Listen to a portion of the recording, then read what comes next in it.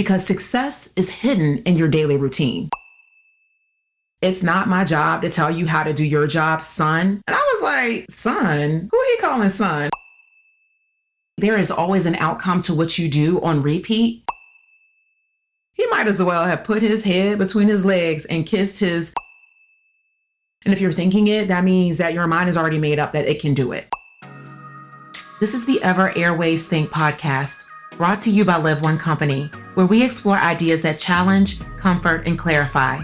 I'm Liv, and in every episode, we break down life's complexities with intellect, insight, and a touch of curiosity. All right, we're on air.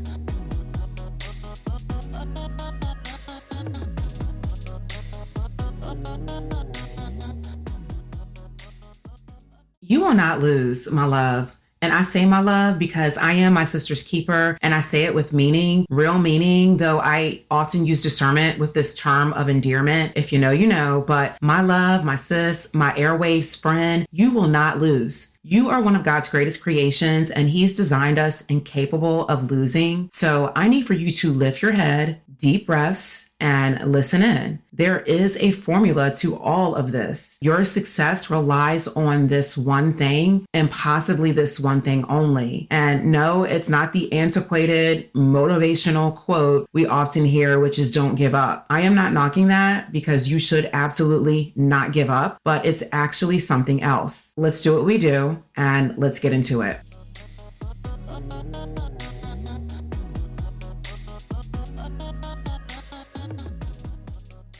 The key to your success is hidden in your daily routine. What is your routine? I'm asking you a real question here because a lot of you lack discipline, and discipline is what is required of you to be successful. Again, the key to your success is hidden in your daily routine. Shout out to the incredible thought leader, author, and speaker, John C. Maxwell. I have several of his books, and he says, show me your routine and I will show you a successful person. And this is the most underappreciated key to your success. You have to show up every day. And I don't care if you are having a bad day. I don't care if your man left you. I don't care if you have to go to the grocery store. I don't care if someone pissed you off today. I don't care. I don't care. You have to zone all the way in and chime out all the BS. You have to figure it out. You have to make it work. That's what it takes.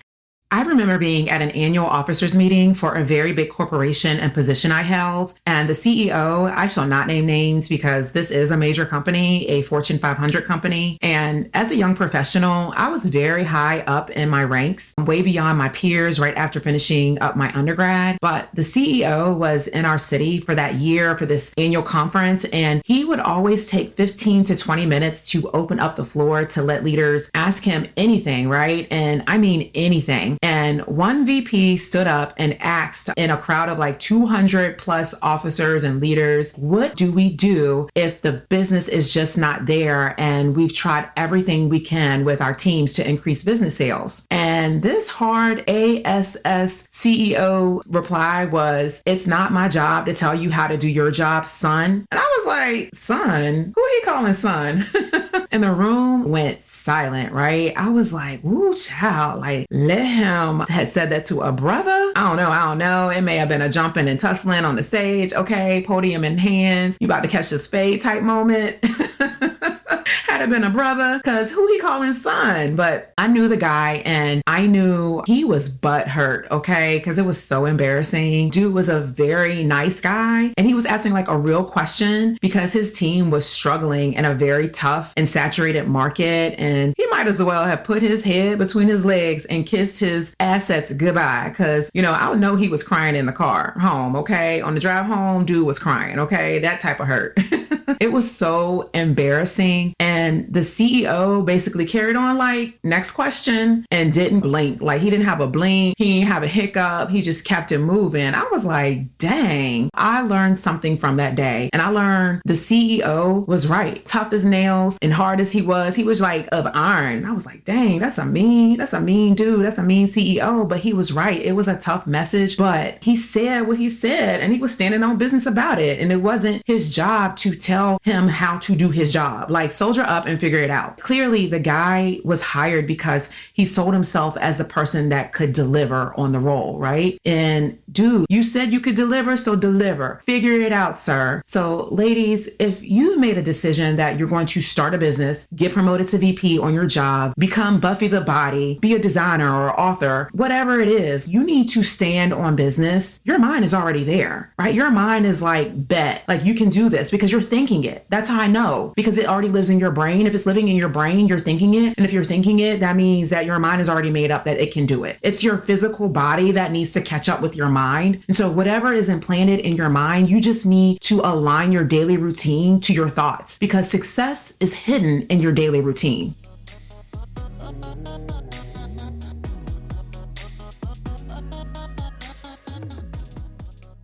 What are you doing every day? Because this is about repetition. The wealthiest people in the world, the 1%ers, yes, they live by a result producing meaningful action items list routine. And I don't care what it looks like, there is always an outcome to what you do on repeat. So if you are fat, yes, if you are a big bag, okay, medical conditions aside, but if your diet is trash every day, and I'm talking about pastries, pancakes, bacon every morning, heavy cream and sugary Starbucks drinks with extra topping on your way to work every day, and loaded meals for lunch and dinner. I mean, baby, your metabolism is on a complete shutdown. You've basically overwhelmed that thing. All right. You are burning nothing because you don't even work out to balance out the big back behavior. So if we're looking into your weekly routine, we already know that by the end of the year, you may be considering having that tummy fat basically sucked up and lipoed up out of you, and having that belly fat transferred to your butt. Okay. Yes. BBL gang. Hello. Shout out to you. But this is what I am talking about. It doesn't take a rocket scientist or doctor to predict your future. I am not being mean. I am being transparent because I want you to win. And this is the formula. You have to kind of live out the right formula in your daily routine with a NDO mindset, no days off mindset. That's how you have to do it. I want you to win, sis. I also want to talk about the fake routine versus the real routine, because this exists. Baby, you know, we are not here for clicks and views. And there are people that post motivational content, like from the gym, they're out closing deals and living this Travelista lifestyle with all of these selfies every day. Listen, you know, I love a good quote and inspirational and motivational content, because that's what this podcast is about: inspiring you, motivating you, influencing you. But if you are posting more about the grind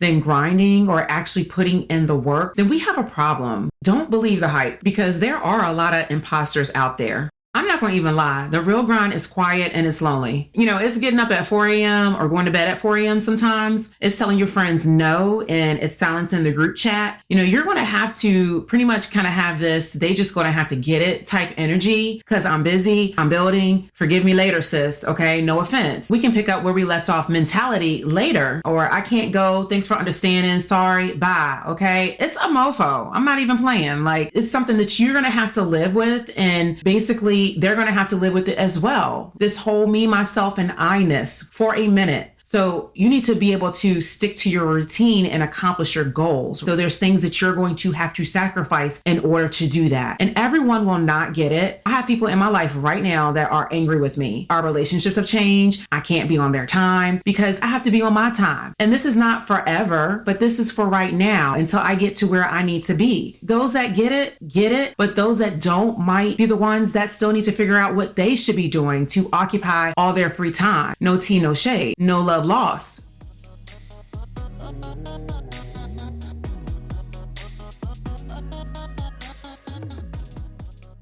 By all means, I am not the perfect person, but I have a routine and I show up. And here's a moment of vulnerability for me. I want to talk about this podcast, like this space that I show up for week after week for you. And there's other spaces that I consistently show up into. To be honest with you, this is not easy. This is real work. And I'm not just hitting record and winging it. No, ma'am. Like, every episode takes thought, research, planning, and a whole lot of heart. Like, I am pulling all of my skills together from from being an avid reader, writing, education, my career, business, leadership experiences, and most importantly, my undeniable faith in God to bring something to the table, to bring my value, to do my part in elevating us. And these are things that you need to know. Like, there are days when I am purely exhausted. I cannot even explain to you, right? My husband's like, get some sleep, get some rest. My mom's like, I'm concerned. But there's days when I feel like I'm doing too much to balance everything out. And that's just how it is right now, but it's not going to be forever. I've made a decision. I will show up. Like, there's people counting on me, not just in this space, but in other spaces as well. And I am counting on myself. Like, I set very high goals for myself. I compete against myself. Like, I'm one of those people who for real compete against themselves. I am counting on myself to deliver and live a grand life while helping others. I really want to help you and help you do the same. And when you do something day after day, it becomes ingrained in you. It becomes embedded in you, and it gets easier, not because it's necessarily lesser work, but because you become stronger. I take 1 or 2 days off here or there and I'm feeling it, right? It's like I'm falling out of rhythm and I have to bounce back, and I try to make all of my trips and any expenditures and like the fun times and fun stuff part of the process. I do try that because I do have a family. Also, part of my reward system as well. So I try to incorporate those things. But again, everything that I'm doing is legacy work. This is about leaving an inheritance to my children's children. Yes, generational wealth. Come on, generational wealth mindset. But remember, if you're thinking about it, you're mentally ready. It's your daily routine that needs to catch up. And I promise you, if you commit to a routine, your success is in that routine. You will see outcomes. You will experience achieving your goals, but you have to stick with it.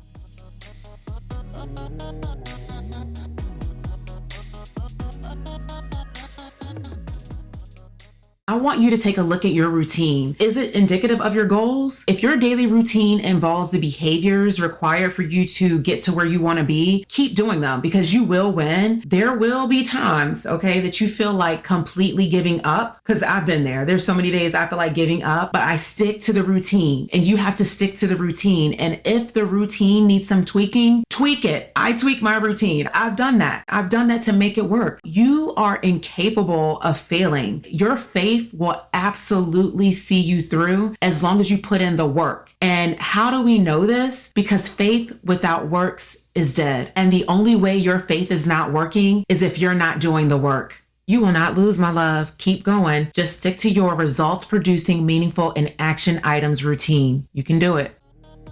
Thanks for listening to the Ever Airwaves Think podcast. If today's episode made you elevate, share it with someone who needs it. Until next time, keep questioning until you have those answers. I'm out.